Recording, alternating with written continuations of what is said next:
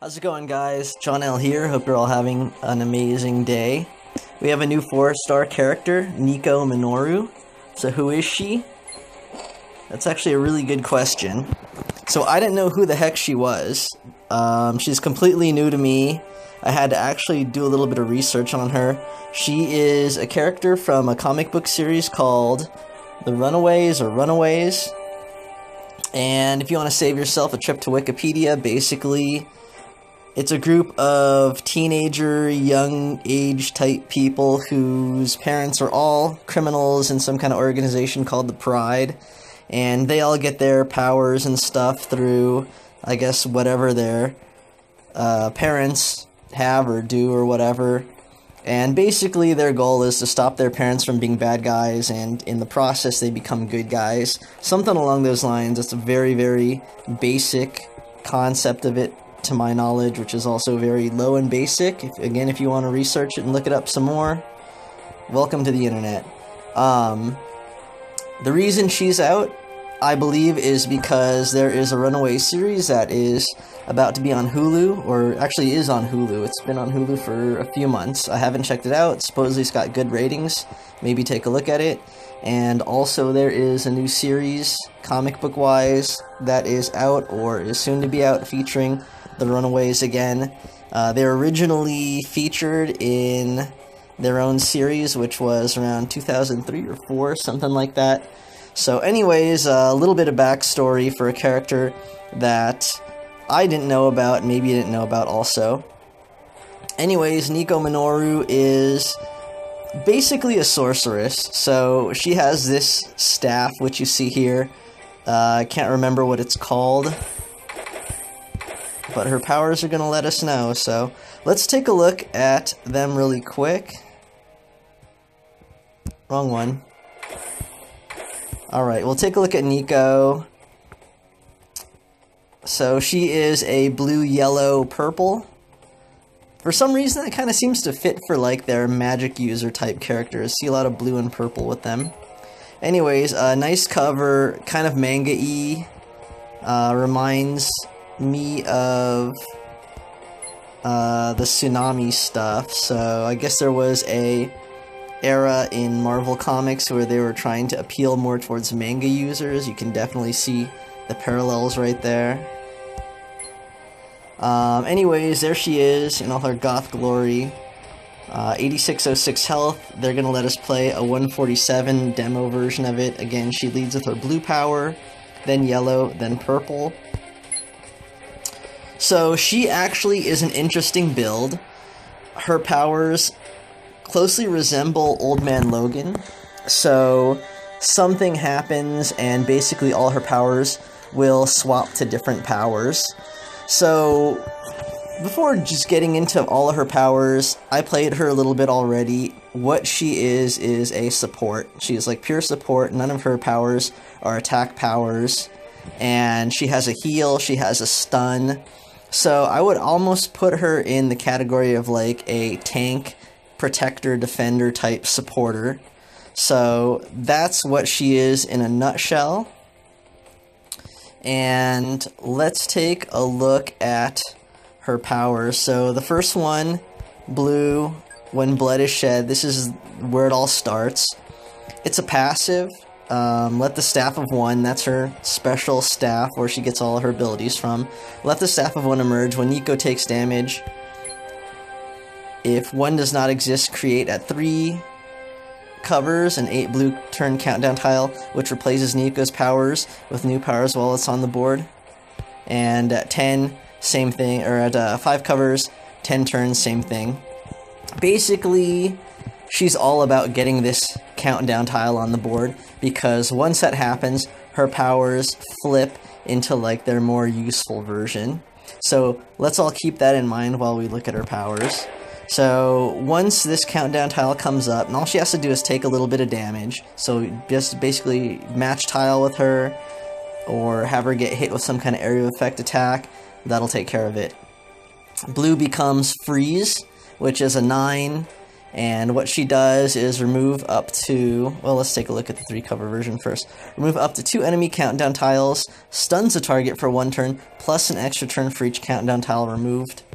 And then at 5 cover, she stuns the enemy for 3 turns, and then removes up to 2 countdown tiles, also adding a turn of stun for each countdown tile removed. So at 3 covers, basically you're looking at a max 3 stun, and at 5 covers you're looking at a 5 turn stun.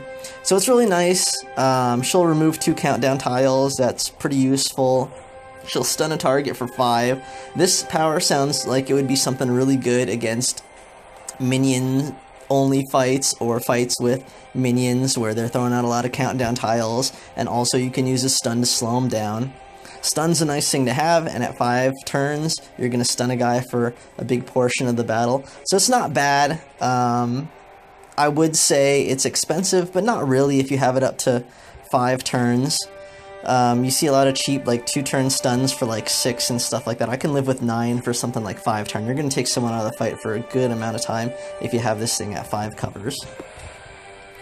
So, looking at her second power, its first form is called Try Not to Die.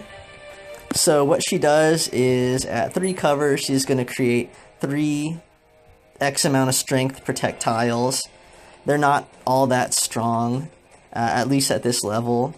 And then it has a passive component too. Friendly projectiles strength is increased by 20%, but they have no effect on Niko. So this is kind of interesting. When I was playing, I didn't particularly see how this passive kind of worked. Like, it didn't seem like these projectiles were increasing in strength turn by turn, so I don't know if something needs to happen, but maybe I just need to pay more attention to it. At 5 covers, the strength of the projectile is increased by 50, plus she throws down an extra one, and the initial value of the projectile is a little bit more. So it's kind of nice. Again, if this thing is supposed to fire off turn after turn after turn, that's a really good power to have, because if your strength tiles are increasing by 50% each turn, then they're going to kind of exponentially get stronger and stronger and stronger the longer they stay on the board. Her cost to put this power out is 7, so it's actually really cheap to throw out these projectiles. So you're going to kind of, if you're using her a lot in a fight, you're going to be kind of spamming projectiles here. So once you put this countdown tile out from blue, once she takes her damage, this is going to end up becoming heal. So this is kind of a cool power, and this is why I say she kind of has a little bit of a tank role too. So at 7, which again is pretty cheap for a heal, she's gonna basically maintain the exact same thing for this projectile stuff. So at 3 covers, she's gonna throw out 3 projectiles. They're gonna have the same amount of strength. She's gonna have that same passive to it, where it's gonna increase in a certain percentage, supposedly turn by turn. At 5 covers, 4 tiles, more protect, etc. The only thing that's different now is it has a heal element to it. So when you cast it for 7, she's going to heal for every projectile on the board, a certain amount, in this case 546, with a max of 6 tiles. So that's actually pretty good. Bear in mind, her health at this level is 8,606. If you have 6 projectiles on the board at 5 covers, for 7 yellow, she's going to heal like 3,000 plus, which is maybe some like 40% of her health. So there's no minimum, there's no cap, there's no, goofy stuff going on. She could just heal and heal and heal. So that's actually pretty good. So moving on to her last power, it's the purple one in its form before laying down this countdown tile. It's called Mystical Affinity. It's a passive. It says, a natural affinity for magic runs through Niko's blood, even without her Staff of One. At the start of each turn, If you have more attack, strike, or protect tiles than the enemy, increase the strength of those by 23. So along with her yellow, this purple is going to also be buffing tiles as well. So again, seeing how cheap her yellow her yellow power is, throwing out tiles does not seem to be a problem for Niko. So you can pretty much assume that unless you're going against someone who throws out a whole ton of special tiles like Carnage or something like that, you're probably going to see Mystical Affinity do some work. So at 3 covers, it's just 23. At 5 covers, it's 55. Doesn't seem to be that big of a jump or that big of an increase. Hopefully that scales up by the time she gets to 270. Once this countdown tile comes out, it actually becomes an active power called Trifecta. It's purple and it's at 8, still relatively cheap. So again, just like her yellow power, it's going to retain the same values. So at the start of the passive component stays the same. At the start of a turn, if you have more attack, strike, or protect tiles, she's going to buff them. The difference is now with her active, she's going to actually throw out a strike, protect, and attack tile of a certain strength. So looks like there's a significant jump from 3 covers to 5 covers. So you can see none of her abilities have any attack to them, mostly protect, a little bit of attack and strike, heal, stun, purely a support character. I would say with the heal, hopefully her HP kind of goes up, she can kind of be a tank for you. So anyways, let's jump into a fight with her. I'm just going to use the generico characters that they give us. And hopefully we get a good board.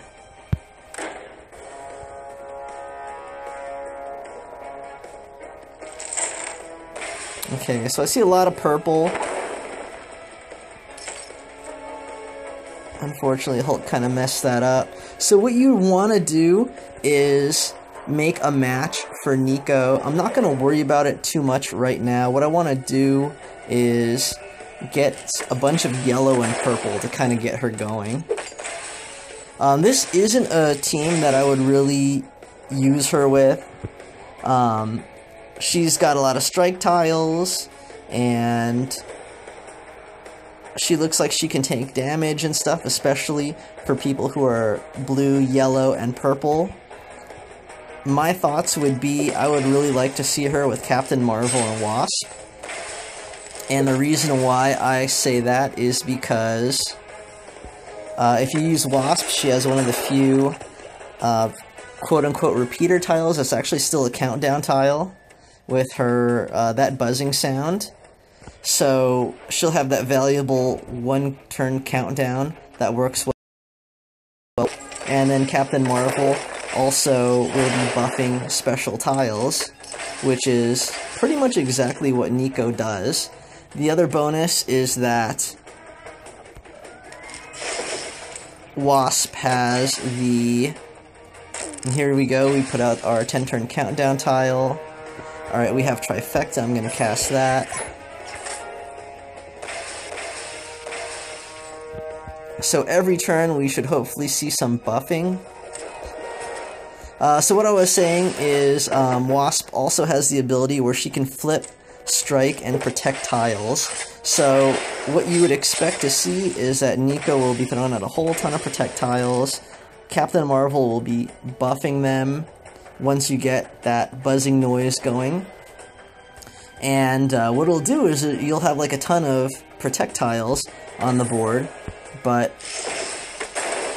what you can do is with a little bit of yellow, just swap those to attack tiles, and all of a sudden this character, who is supposedly primarily, from the looks of it, designed to be really more of a defensive player, can be a pretty crazy offensive player. So that's my thought about Niko here. Anyways, we'll get some yellow. Trifecta keeps going. So let's see, 145. I just want to keep an eye on this one. So we got some protect tiles going, and since we have the countdown tile out, she's healing. I am going to make blue. Oh, and there goes our tile, but she got hurt, so is she gonna cast? No, she's not. Oh, yes she is. Alright, so that went up by, like, 13. I'm not sure what that's about. 23? Okay, maybe 23. So, I keep seeing Trifecta work. I really don't see Revitalize work. Oh, just increased by 50%. So, in other words, the yellow is 50% stronger for her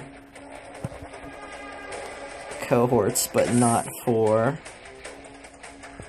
her. I get it. Okay, so it's not going to be buffing. Just Trifecta is going to be buffing these tiles. Either way, it's a pretty weak effect anyways. If you want to buff tiles, again, I would say Captain Marvel is way better at doing it. So I would say keep building yellow, because again, you keep building yellow.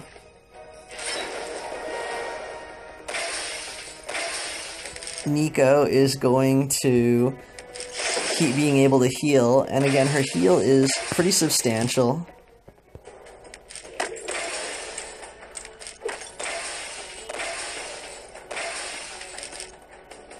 Do we have anything that we can use? No, I'm just gonna make blue.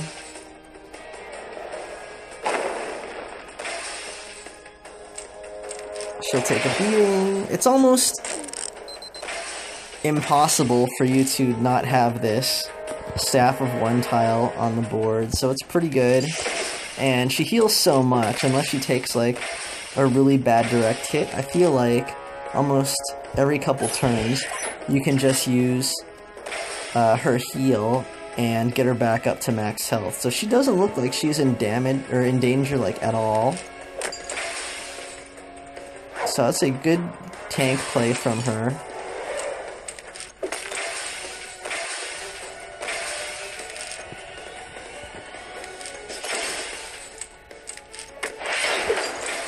So I'm not using Hulkbuster or Hulk, but those would probably be the characters who you'd really want to use to do the attacking here. You'd probably just have her to take hits, and to stun, and to heal, and to lay down projectiles and all that kind of stuff like that. But I just wanted to get her powers out a few times and kind of play with her. So I think she has potential, just because I feel like there's already a good amount of attackers. I think having a support character is always useful. I think she has a really cheap heal. I think she has a decently cheap stun. And I think also with the right characters, she can be used to a good effect. So anyways, I actually like Niko Minoru, even though I don't know who she is. And I will probably be working to get more covers of her. So let me know what you guys think, if you think she has potential, if you think she's disappointing, if there's something that I missed. And hopefully this was helpful. Hopefully you guys enjoyed it. If you did, please like and subscribe. Take care, guys. Good luck.